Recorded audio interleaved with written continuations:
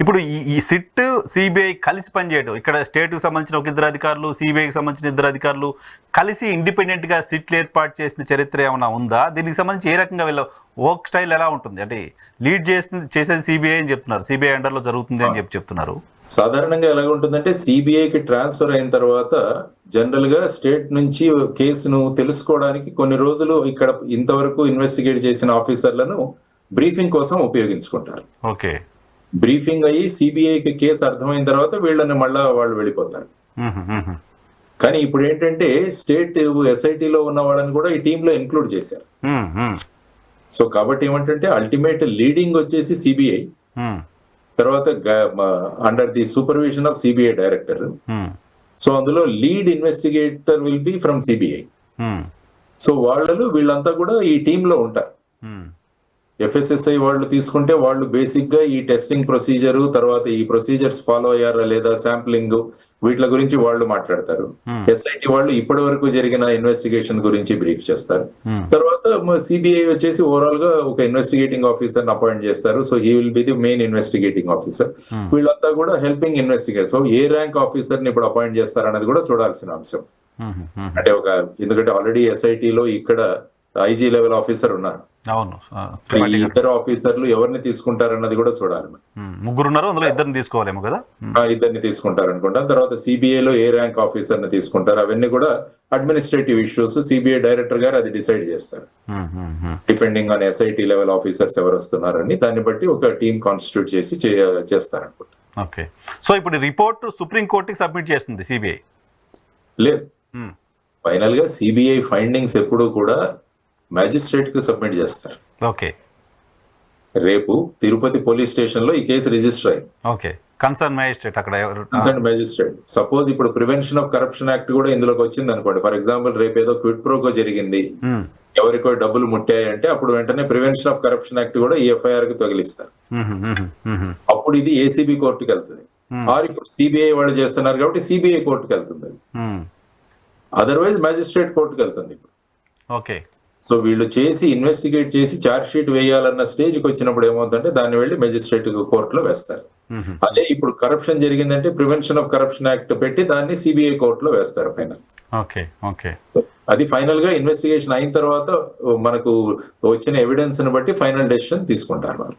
Okay, so మామూలుగా సిట్లు అయితే సిట్లు మళ్ళీ ప్రభుత్వాలకు రిపోర్ట్ చేయడం అవి చూస్తూ ఉంటాం కదా. ఇప్పుడు ఇది ఇండిపెండెంట్ సిట్ కాబట్టి ప్రభుత్వం సంబంధం లేదు. It is the order of the Supreme Court and it is now the investigating agency and the court. Okay. అంతే, ఇక ప్రభుత్వానికి ఏమి సంబంధం లేదు. ప్రభుత్వం వాళ్ళని ఇన్వెస్టిగేషన్ లో విట్నెసెస్ గా పిలుస్తారు, సాక్ష్యదారులుగా పిలుస్తారు. ఎవరైనా ఇన్వాల్వ్ అయ్యంటే వాళ్ళని అక్యూజ్ చేస్తారు. ఓకే, ప్రభుత్వ ఇంటర్ఫిరెన్స్ ఉండదు. టైం బాండ్ ఏమన్నా ఉందా సార్ ఈ కేసుకి? టైం బాండ్ ఏమన్నా ఇచ్చారా? అంటే అప్పుడు నేను చూసిన వరకు అయితే డాక్యుమెంట్ ఏం రాలేదు సుప్రీంకోర్టు నుంచి. టైం బౌండ్ గా ఏమీ ఉండదు, ఇన్వెస్టిగేషన్ టైం బౌండ్ గా ఉండదు. కానీ ఫర్ ఎగ్జాంపుల్ ఎవరినైనా అరెస్ట్ చేస్తే వాళ్ళ మీద 60 days లో ఛార్జ్ షీట్ కనుక వేయకుంటే వాళ్ళకి బెయిల్ తీసుకునే అధికారం ఆటోమేటిక్ గా వస్తుంది. జనరల్ గా ఇన్వెస్టిగేషన్ ఇన్ని రోజుల్లో చేయాలని ఎక్కడ బైండింగ్ ఉండదు. ఓన్లీ అరెస్ట్ చేస్తే వాళ్ళని ఎన్ని రోజుల లోపల మీరు ఛార్జ్ షీట్ వేయకుంటే వాళ్ళకి ఆటోమేటిక్ గా బెయిల్ వచ్చేస్తుంది అంట. ఫర్ ఎగ్జాంపుల్ ఒక మర్డర్ కేసులో మీరు ఎవరైనా అరెస్ట్ చేస్తే వాళ్ళు అరెస్ట్ అయిన డేట్ నుంచి 90 days లోపల మీరు ఇన్వెస్టిగేషన్ పూర్తి చేయకుంటే ఆ వ్యక్తికి జ్యుడిషియల్ కస్టడీలో ఉంటే అతను ఆటోమేటిక్ గా బెయిల్ ఇవ్వచ్చు అన్నది ఒకటి. రైట్ ఉంటుంది, 90 days లో రైట్ ఉంటుంది. Right, bail as a right అంటాం. సో అప్పుడు ఏంటంటే అరెస్ట్ చేసిన దగ్గర నుంచి మీ క్లాక్ స్టార్ట్ అవుతుంది ఛార్జ్ షీట్ వేయడానికి. సో ఆ విధంగా చూసుకుంటే ఇన్వెస్టిగేషన్ కంటూ పర్టికులర్ టైం బౌండ్ అంటూ ఏది ఉండదు. కానీ ఈ ఇన్వెస్టిగేషన్ అన్ని డాక్యుమెంట్స్ బేస్డ్ కాబట్టి చాలా ఫాస్ట్ గా చేసేయచ్చు ఇన్వెస్టిగేషన్ అని నా ఎక్స్పీరియన్స్ నుంచి నేను చెప్తున్నాను. సో ఫాస్ట్ గా ఒక 6 నెలల్లోనో ఒక 2 నెలల్లోనో అయిపోతుంది అనుకోవచ్చా? ఖచ్చితంగా కూర్చుంటే 1 నెలలో కంప్లీట్ చేసేయచ్చు. సో మీరు త్వరగా ఇన్వెస్టిగేషన్ చేయడం కూడా చాలా ఇంపార్టెంట్ ఈ కేసు. Important, correct sir. ఎందుకంటే డ్రాగ్ అయ్యే కొద్దీ జనాల్లో రకరకాల చర్చలు అవి ఇవి, ఇంకా పొలిటికల్ పార్టీస్ కూడా ఇందులో ఇన్వాల్వ్ అయినాయి కాబట్టి వారు కూడా రకరకాల వీటిని కూడా తీస్తారు. So A fast investigation is very good in this case అని నేను చెప్తాను ఇప్పుడు. Yeah sir.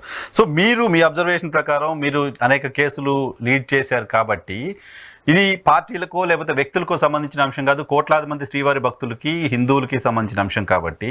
సో ఈ ఎంక్వైరీ ద్వారా అసలు ఏం జరిగిందనే నిజం బయటకు వస్తుందనే హోప్తో శ్రీవారి భక్తులు ఉండొచ్చా? అంటే డెఫినెట్ గా ఉండాలి. నేను కూడా ఉన్నాను అందులో. ఐఎమ్ ఆల్సో వెయిటింగ్ ఏం జరిగింది అన్నది బయటికి రావాలి.